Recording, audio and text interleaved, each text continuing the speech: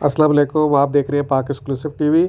آج کی ابھی بریکنگ نیوز یہ ہے کہ ایم کیو ایم اور پی ٹی آئی کے درمیان دوبارہ ملاقات ہوئی ہے۔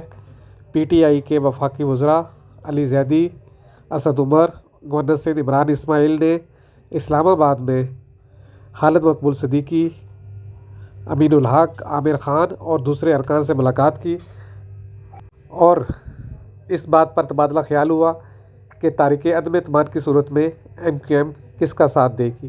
ایم کیو ایم نے کہا کہ اس کا فیصلہ وہ رابطہ کمیٹی میں کرے گی، جس کا اجلاس عن قریب ہوگا، اور ایم کیو ایم اس کے بعد فیصلہ کرے گی کہ اس نے اپوزیشن کا ساتھ دینا ہے یا حکومت کا۔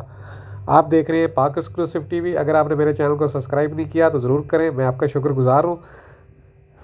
اور کوئی فیک نیوز نہیں، اونلی وہ نیوز جو سچ ہے، جو بریکنگ ہے، وہی آپ کو بتایا جائے گا۔